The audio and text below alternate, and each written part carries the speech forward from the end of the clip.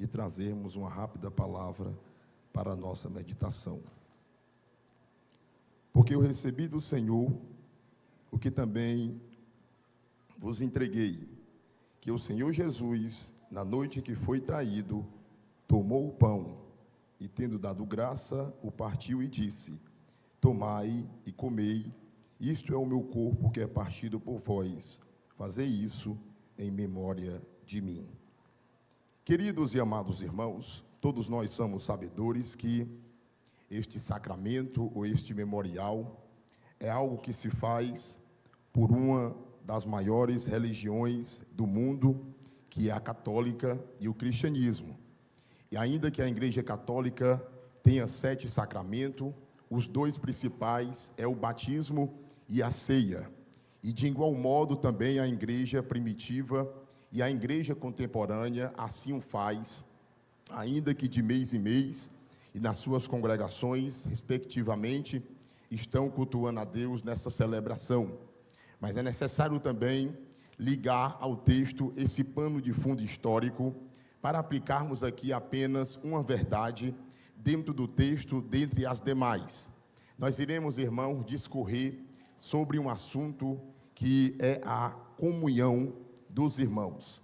Queridos e amados irmãos, a Bíblia Sagrada nos mostra que no primeiro século esta igreja era uma igreja que cultuava a Deus em uma festividade. E o nome desta festividade é a festa do Ágabe. E a festa do Ágabe é a festa do amor. Mas dentro dessa festividade, eles cultuavam e celebravam a Deus, cultuando e adorando a Deus na Santa Ceia. Mas o que ocorre no primeiro século é que há alguns desvios. Os irmãos estão se ajuntando não para melhor, mas sim para pior. E a palavra de Deus nos fala 117 vezes esse termo, que é ágabe. Ainda que em algum contexto da Bíblia tenha uma expressão ou um sentido diferente. Mas aqui nesse texto é exatamente a comunhão dos irmãos. Um ajuntamento onde eles celebravam, comungavam e comiam um grande banquete. Mas o que estava acontecendo aqui é que os irmãos, da parte dos elitizados, não de uma parte generalizada, mas em parte estava fazendo algo que chegou aos ouvidos de Paulo e isso desagradou. E eu quero também, dentro dessa introdução, explicar para os meus irmãos que quando os apóstolos, ainda que seja nas cartas locais e nas cartas universais, era para corrigir erros, para animar os irmãos, e havia uma necessidade do apóstolo Paulo enviar as suas palavras para corrigir os irmãos, especificamente da igreja de Corinto. A igreja de Corinto era uma igreja que tinha todos os dons espirituais, mas era uma igreja fragmentada. Por quê? Porque os irmãos viviam em partidarismo. Os irmãos não estavam comungando de maneira legítima. E a palavra de Deus nos fala, no capítulo de número 11, no verso de número 2, que Paulo dá algumas instruções aos irmãos em Corinto e os louva por eles ter acatado em parte algumas instruções. Mas nos versículos 23 ou 17 a seguir, você vai perceber que o apóstolo Paulo agora está ignorando o comportamento dos irmãos. Esta festa do Ágabe era uma festa que os irmãos se ajuntavam, mas é necessário também trazer aos irmãos uma informação, que dentro daquela sociedade do primeiro século, havia 3 grupos de pessoas: os elitizados, aqueles que tinham o que comer, aqueles que também poderiam ajudar o seu próximo. Havia também os libertos, porque nesse período as pessoas eram escravizadas e normalmente elas serviam aos seus senhores.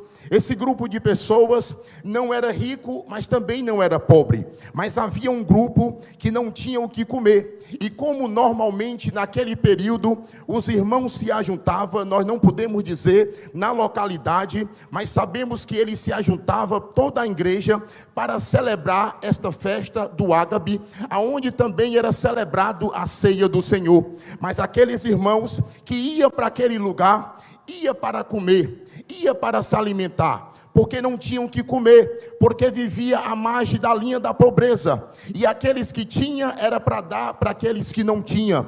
E quando o apóstolo Paulo está sabendo deste comportamento, ele vai mandar uma correção e dizer que os irmãos estão agindo de maneira desapropriada, porque o evangelho, de maneira sintética ou de maneira unânime, você vai perceber que a unidade, que o compartilhamento é algo bíblico. Deus deseja, Deus quer, Deus almeja que a igreja venha se sensibilizar, e aqueles que têm, dá para o que não tem, aqueles que têm mais, dá para aqueles que têm menos. E a palavra de Deus nos mostra, e há aqui uma deturpação concernente a isso. Você vai perceber no século 21, e eu já estou aplicando esta palavra, porque nós vivemos em um tempo onde disseminou o socialismo e também o comunismo, mas a Bíblia Sagrada não dá respaldo para isso, porque para uns Deus dá muito, para outros Deus dá pouco, mas aqueles que têm muito e têm a presença de Deus,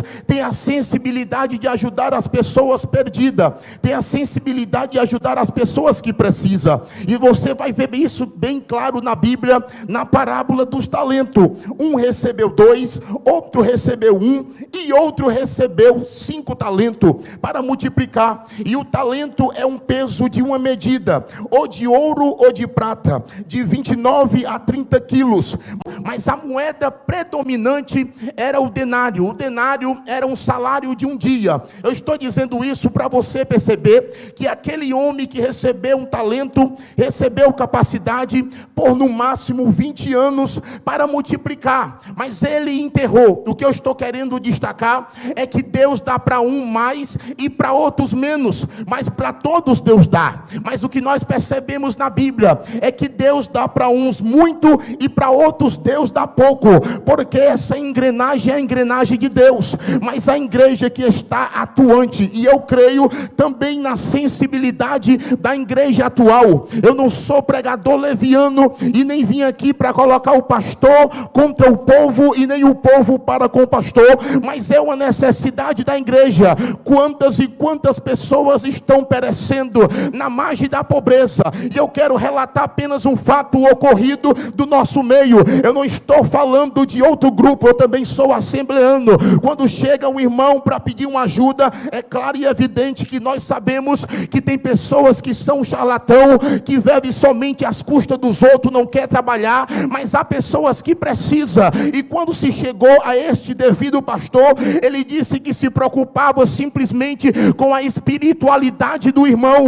A igreja não se preocupa somente com a espiritualidade do irmão, a igreja se preocupa com o teu bem espiritual e também com a tua vida física e também com a tua vida financeira. E nessa noite eu acredito que os pastores que aqui se encontram e também toda a igreja está sensibilizada com a pobreza do mundo. Não vamos mudar esse contexto, mas vamos amenizar a situação. Eu quero acreditar, porque há 2 milagres aqui na Bíblia. Há o milagre da multiplicação e há o milagre do compartilhamento. Quando ele multiplicou 5 pão e 2 peixes, ele multiplicou para quase ou provavelmente 15 mil pessoas, fora, aleluia, crianças e mulheres. E o que eu estou querendo dizer com isso é que o milagre do compartilhamento é algo que a igreja pode praticar, porque alguém pode dizer que o milagre somente é o sobrenatural, mas se você está enquadrado na direção de Deus, Deus vai te dar graça. E a matemática de Deus é diferente da matemática do homem.